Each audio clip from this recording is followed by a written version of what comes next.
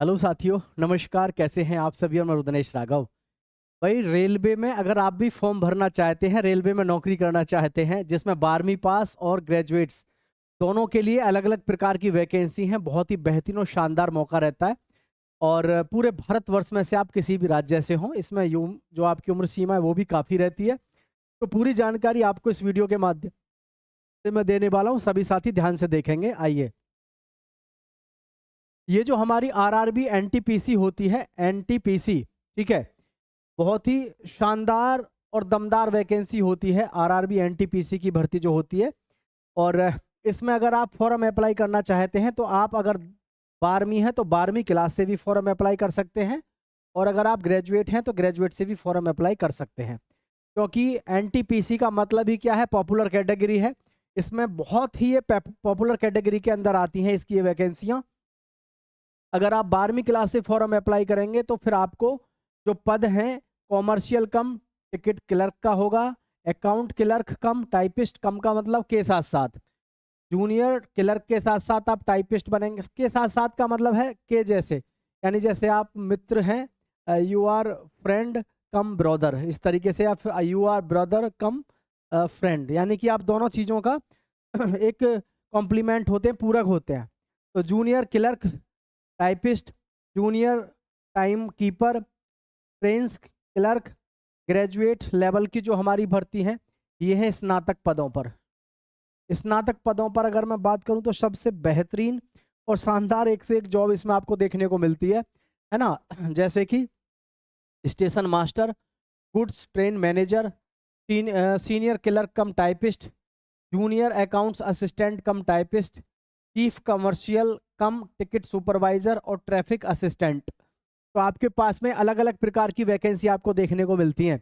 यहाँ पर हमारे दिमाग में एक और सबसे बड़ा क्वेश्चन आता है कि हम अपनी तैयारी कहाँ से करें। तो आपकी तैयारी के लिए आ गया ये है एग्जाम कार्ड, जो कि exam card Agarwal exam card जो है इसकी बहुत ही बेहतरीन और शानदार इंडिया के जो टॉप एजुकेटर्स हैं उनके द्वारा लिखी हुई ये बुक है।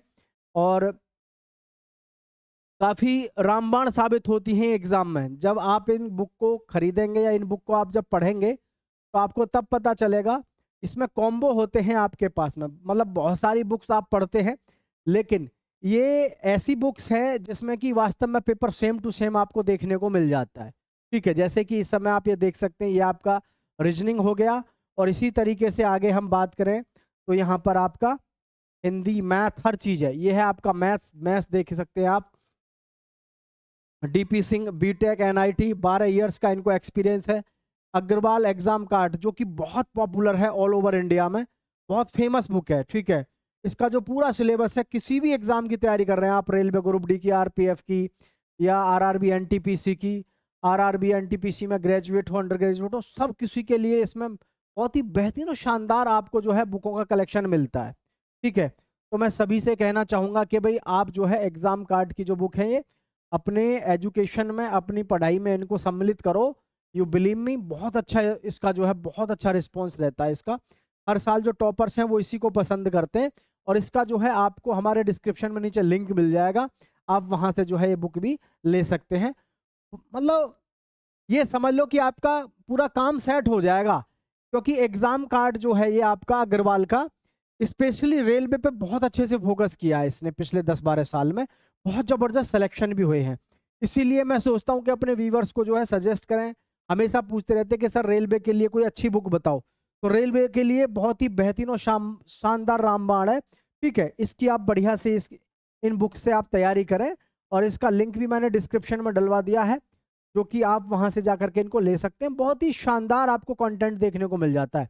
आप रेलवे में किसी की भर्ती की तैयारी कर रहे हैं, railway group D, RPF, technical, non technical, किसी भी डिपार्टमेंट से आप तैयारी करें, रेलवे में हर तरीका की बुक आपको अवेलेबल मिलती है। ठीक है, तो आगे मैं बात करता हूं। देखो, इसमें एज को लेकर के तो सभी साथी ध्यान दें, पूरे देश में से आप कहीं से भी हों, आप सभी को बता दूं, अंडर ग्रेजुएट जो पोस्ट है आपकी 18 साल से 30 वर्ष, 12वीं पास वाले जो बच्चे हैं उनके लिए तो रहती है कितनी, आपकी 18 से 30 वर्ष।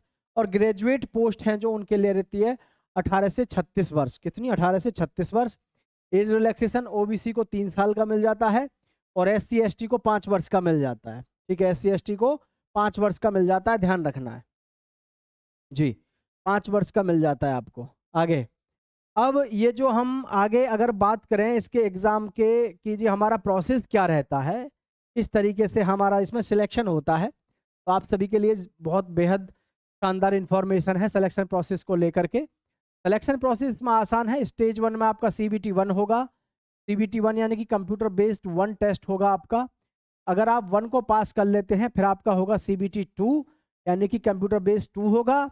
उसके बाद में फिर आपका होगा टाइपिंग स्किल, ये स्किल टेस्ट कह लो या टाइपिंग कह लो। पोस्ट के अनुसार आपका स्किल टेस्ट होता है। वैसे स्किल टेस्ट तो क्या है, सिंपल सी भाषा में मैं बात करूं तो भाई आपका ये समझ लो कि जो टाइपिस्ट की जितनी भी भर्ती है हर एक किसी में आजकल टाइपिंग ले ही जाती है आपसे, तो टाइपिंग की प्रैक्टिस आपकी अच्छी होनी चाहिए। स्टेज 4 में डॉक्यूमेंट वेरिफिकेशन होते हैं। स्टेज 5 में आपका मेडिकल एग्जाम होता है।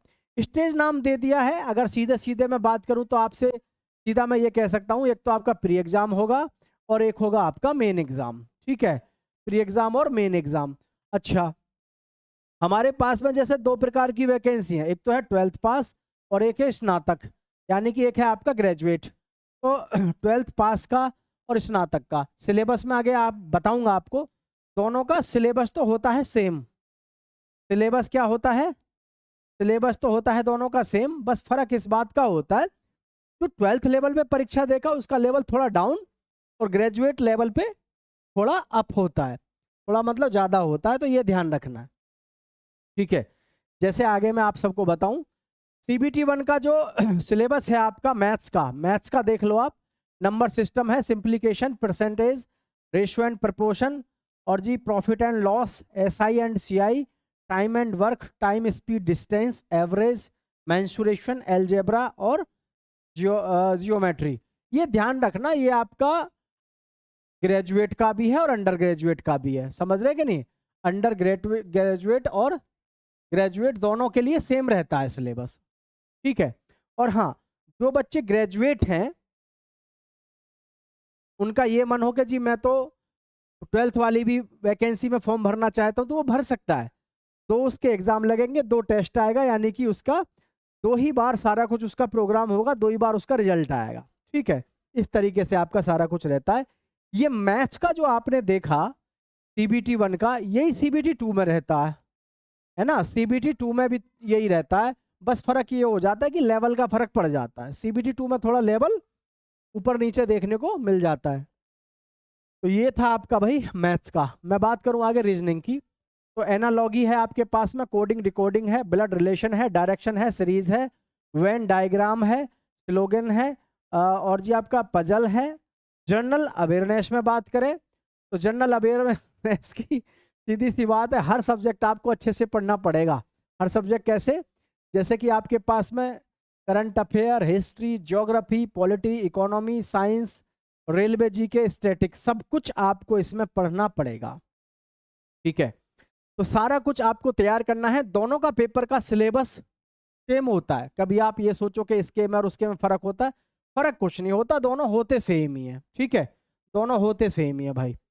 Exam pattern CBT 1 syllabus same है, ये देखो exam pattern CBT 1 syllabus same है फॉर बोथ अंडर ग्रेजुएट और ग्रेजुएट दोनों के लिए। थोड़ा अप डाउन है, अप और डाउन का मतलब ग्रेजुएट स्तर पे थोड़ा सा टफ मिल जाएगा और 12वीं स्तर पे थोड़ा हल्का मिल जाएगा। ठीक है, मैथ के आएंगे 30%, रीजनिंग के 30%, जीके के 40%, यानी इस प्रकार से 40 और 3 70 और 30 100, टोटल प्रश्न आपको कितने मिलेंगे 100।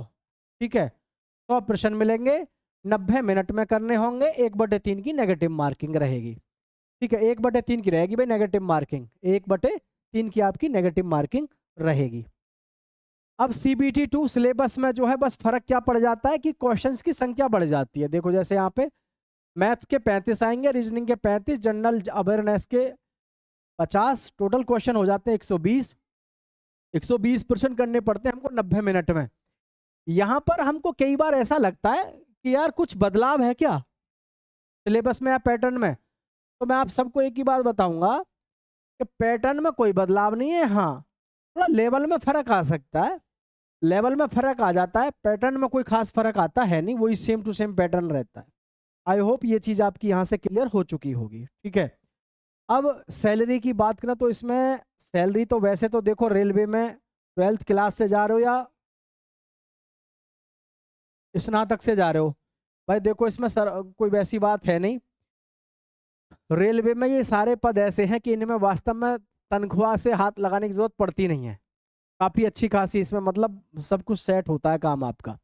अंडर ग्रेजुएट पोस्ट में देखो आप 19,900 से 21,000 है, जिसका वेतन तकरीबन पड़ेगा आपका 65,000 के आसपास पूरा जो पड़ेगा। ग्रेजुएट जो है यानी पोस्ट जो है आपकी 35,000 जिसकी है, इसका करीब पड़ेगा आपका 92,000 के आसपास लगभग। ठीक है, साथ में डीए, डीए मिलेगा आपको, एचआरए, टीए, ये क्या क्या होता है डीए, डीए डीए का मतलब होता है डीएनएस अलाउंस, एचआरए का मतलब हाउस रेंट अलाउंस, टीए का मतलब ट्रेवल अलाउंस अलाउंस। रेलवे का पास मिलेगा, मेडिकल फैसिलिटी मिलेगी और प्रमोशन बेनिफिट्स मिलेंगे। ठीक है, प्रमोशनल बेनिफिट्स मिलेंगे यानी कि आपको प्रमोशन मिलते रहेंगे। ध्यान रखना, इससे बढ़िया शायद ही जॉब कोई हो, बड़ी बेहतरीन और शानदार जॉब होती है आप सबके लिए। इसलिए इसके फॉर्म भरने तो है ही हैं, साथ में इसकी तैयारी भी करनी है, क्योंकि फॉर्म मात्र भर देने से काम नहीं चलता है। ठीक है,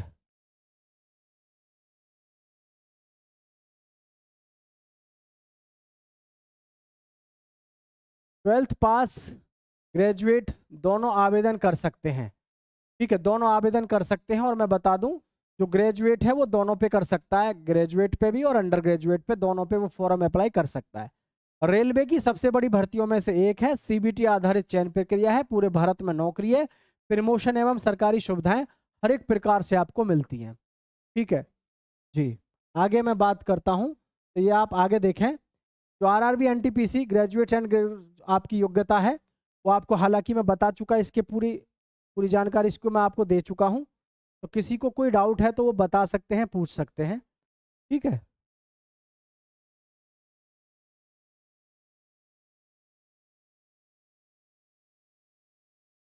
अब इसके जो ऑनलाइन फॉर्म है, ऑनलाइन फॉर्म कब और कैसे आएंगे इस विषय पे और बता दूं मैं आप सबको। देखो हर साल इसके ऑनलाइन फॉर्म आते हैं, हर साल। ठीक है, तो आपके जो ऑनलाइन फॉर्म है ये निश्चित रूप से आपको मैं बता दूं, या तो जुलाई में फॉर्म भरने शुरू हो जाएंगे, जुलाई में ना हुए तो अगस्त में तो आपके फॉर्म शुरू होने ही होने हैं। ये बात दिमाग में बैठा लो कि फॉर्म तो इसके आने ही आने, हर साल भर्ती आती है और पहले से ही भर्ती फिक्स भी रहती है इसकी। या तो जुलाई में फॉर्म शुरू हो ही जाएगा, नहीं तो ये समझ लो अगस्त में, जुलाई के बाद अगस्त में तो फॉर्म शुरू होने ही होने हैं भाई। तभी अपनी तैयारी करते रहो। किसी का कोई डाउट है तो नीचे कमेंट कर देना। आप सभी का बहुत बहुत धन्यवाद। जय हिंद साथियों।